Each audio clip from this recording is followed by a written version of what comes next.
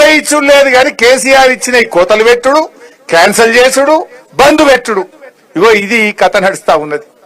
ఇంకోటి ఇది ఆ ముఖ్యమంత్రిగా రాష్ట్రం పరువు తీస్తుండ బాధ కలిగేది ఏంటంటే, మొన్న మీరు టీవీలో చూసి ఉంటారు, దేవాదిలో ఏ బేసిన్లు ఉంది అంటుండు.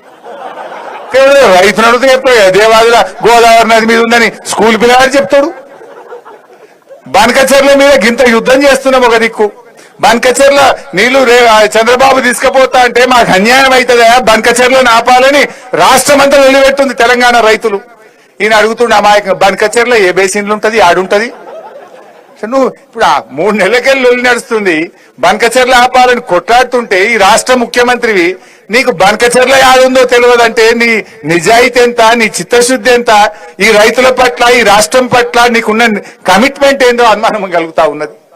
చూడలేదా మీరు? అట్లా నల్లమల యాడుంది అంటాడు, నేను నల్లమలలో ఉట్టినా అంటాడు, నల్లమల యాడుంటాడు అంటాడు.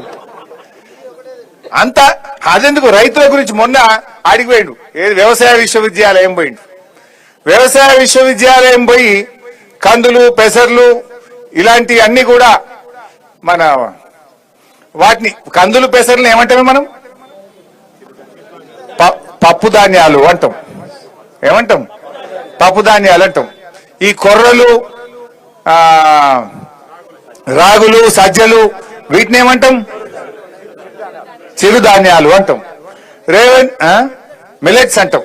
రేవంత్ రెడ్డి ఏమన్నాడు మొన్న, ఆడికి పోయి కందులు, పెసర్లు ఇవన్నీ కూడా మిల్లెట్స్ ఇలాంటి పంటలు బాగా పండించాలి అన్నాడు. ఎవల ముంగట అన్నాడు? పోయి ఆడ వ్యవసాయ విద్యార్థుల ముందు అన్నాడు. ఆ పిల్లలంతా ఇదేంద్రబాయ్ మిల్లెట్లు అంటే మరి నిన్నదాకా మేము రాగులు, సజ్జలు, కొర్రలని చదువుతుంది, ఈయన వచ్చి కందులు, పెసర్లు, మిల్లెట్లు అంటాడు, ఇదేంద్రబాయ్ అని చేతిలో పెట్టుకున్నారు. ఎక్కడి కథ, ఏం కథ ఇది? పరిశాలిగా ఆగమాగం జగన్నాథం, ఒక్కటన్నా చక్కలేదు. తెలియకపోతే సపరేట్ కూర్చోవాలి, తెలిసినట్టు ఏందో మాట్లాడబోతారు. నీ ఇజ్జత్ పోతావే కానీ రాష్ట్రం పరుగు పోతుంది కదా. తెలంగాణ ముఖ్యమంత్రికి ఏం తెలియదట, గిట్లా మాట్లాడుతుండంటే మన ఇజ్జత్ ఏమైనా ఉంటుందా ఈ రాష్ట్రంది? ఈ రకంగా తయారైపోయింది. ఏమనంటే తిట్టుడు తప్ప ఇంకోటి తెలియదు. నేను మొన్న ఏదో జ్వరం వచ్చింది పోయి, మనిషికి రోగం రాదా అంటే జ్వరం రాదా, నేను దవాఖానలో పట్టే దాని మీద కూడా మాట్లాడతాడు, ఈయన దవాఖానలో పడ్డాడు అంటాడు, ఈయన ఇంత పొడుగు ఉన్నాడు అంటాడు. ఇంకా నేనేం చేయాలి? దేవుడు నాకు పొడుగు ఇచ్చిండు, నీకు పొడుగు ఇచ్చిండు. నువ్వు తలకాయ కిందికి పెట్టి కాలు మీదకి పెట్టి గుంజినాను పొడుగు కావు. ఊకే నా మీద పడి ఎందుకు ఎడతావా రేవంత్ రెడ్డి? హరీష్ రావు పొడుగు ఉన్నాడు, హరీష్ రావు ఏమో నేనేం చేయాలి భయ్? దేవుడు నాకు పొడుగు ఇచ్చిండు, నీకు పొడుగు ఇచ్చిండు, మరి నా మీద పడి ఎడతాడు ఊకే. అంటే ఒక సైకో టైప్ అయిపోయిండు. ఈ రకంగా ఇవాళ ఏమనంటే కేసు, ఇవాళ అనవసరంగా మన కౌశిక్ రెడ్డిని అరెస్ట్ చేసిండు. ఆ అరెస్ట్ కూడా ఎట్లా చూసి ఇవాళ శనివారం, రేపు ఆదివారం కోర్టు ఉండదు. ఇప్పటికీ 10 సార్లు తిట్టింది కోర్టు, నువ్వు ఈ శుక్రవారం రాత్రి శనివారం పూట అరెస్ట్ చేయకు, నువ్వు కావాలని వేస్తున్నావు బిడ్డ అని హైకోర్టు మొటికాయ వేసింది పోలీసు వాళ్ళకు. కానీ మళ్ళా చూసి నిన్న శుక్రవారం రాత్రి 12 గంటలకు మన కౌశిక్ రెడ్డి ఎమ్మెల్యేని అరెస్ట్ చేసిండు. ఏం చేసిండు కౌశిక్ రెడ్డి? రేవంత్ రెడ్డి తప్పులను ఎత్తి చూపిండు, గట్టిగా మాట్లాడిండు, పోరాడిండు. బీఆర్ఎస్ ఎమ్మెల్యేలను గుంజుకుంటే వాళ్ళ మీద గట్టిగా పోరాటం చేసిండు. బిడ్డ రాజీనామా చేయండి రాబాయ్ అని కొట్లాడిండు. ఆ కౌశిక్ రెడ్డి గట్టిగా అడుగుతుండని ఆయన మీద పగబట్టి నిన్న రాత్రి 12 గంటలకు దొంగ కేసు పెట్టి, ఫాల్తు కేసుల అన్యాయమైన సెక్షన్లు, నాన్ బౌలబుల్ సెక్షన్లు పెట్టి ఇవాళ ఆయనను అరెస్ట్ చేసి జైల్లో పెట్టిండు. ఏమైనా మర్డర్ చేసిండా?